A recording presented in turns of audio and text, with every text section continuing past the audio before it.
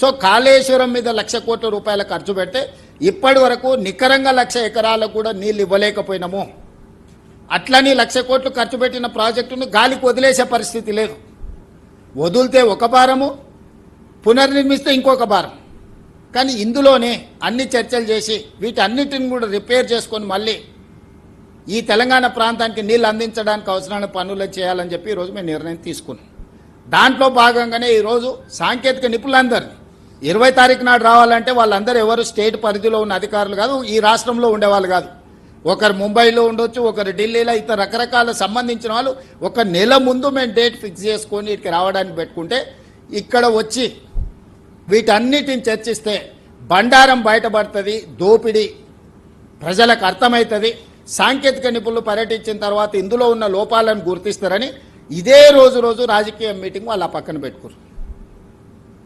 ఈరోజు సాంకేతిక నిపుణులందరూ వస్తారు. మేము ఒక పొలిటికల్ విజిట్ కాదు, ఇది ఎక్స్పర్ట్స్ విజిట్. ఎక్స్పర్ట్స్ విజిట్లో పొలిటికల్ ఎగ్జిక్యూటివ్స్ మేమందరం ఇన్వాల్వ్ అయినాం. మా ప్రోగ్రాం తెలిసి అతి తెలివితేటలతోటి ఈరోజు ఆ పక్కన మీటింగ్ పెట్టుకున్నారు. వాళ్ళు మీటింగ్ పెట్టుకుంటే మేము అనుమతి ఇవ్వకుండా ఊరుకోలేదు. మీరు ఏమైనా పెట్టుకోండి, నిజాలు అనేది ప్రజలకు తెలుస్తాయి కదా. ఇప్పుడు మా మీద ఎదురుదాడి.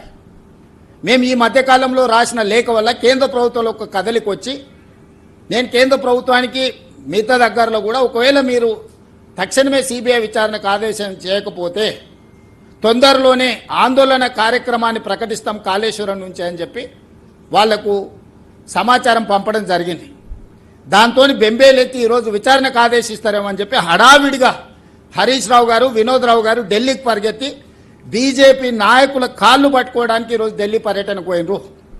ఒక పక్కన బ్రహ్మాండం బదలవుతుంది, ఇక జీవన్ రెడ్డి గారు వచ్చారు, మాకు జీవంటోన్ దొరికింది, ఇంకా మా కండలు పెరుగుతాయి, మేము అధికారంలోకి వస్తాం అని ప్రగల్భాలు పలుకుతే అంత పెద్ద జీవంటోన్ మీకు దొరుకుతున్నప్పుడు మీరు ఢిల్లీకి ఎందుకు పరిగెత్తాల్సి వచ్చింది? పొద్దున్నే లేచి చెప్పకుండా మీ కేసుల కోసమైనా ఇంకో దానికోసమైనా మీరు ప్రజలెందుకు చెప్పలేదు?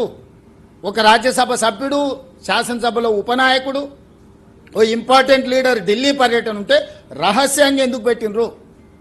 మీడియా కనిపెట్టి హరీష్ రావు గారు బీజేపీ వాళ్ళని కలవనికపోతున్నాడని మీడియా బయట పెట్టేట వరకు మీరు ఎలాంటి ప్రకటన చేయకుండా దాచిపెట్టినట్టే మీ ఉద్దేశం ఏంది? ఎంతకాలం బీజేపీని ప్రసన్నం చేసుకొని సిబిఐ విచారణ జరగకుండా మీరు ఆపుకుంటారు?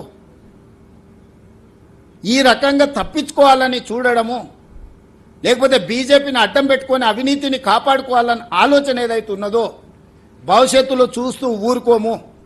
ప్రభుత్వం కూడా నిర్దిష్టమైన కార్యాచరణతో ముందుకు వస్తుంది. ఒక పక్కన ప్రాజెక్టును రిపేర్స్ చేసుకొని రినోవేట్ చేసుకొని రాష్ట్ర ప్రజలకు ప్రయోజనకరంగా ఏ విధంగా ముందుకు వెళ్లాలనో సాంకేతికపరమైన అంశాలను అన్నిటిని కూడా ప్రభుత్వం పరిగణలోకి తీసుకుంటుంది.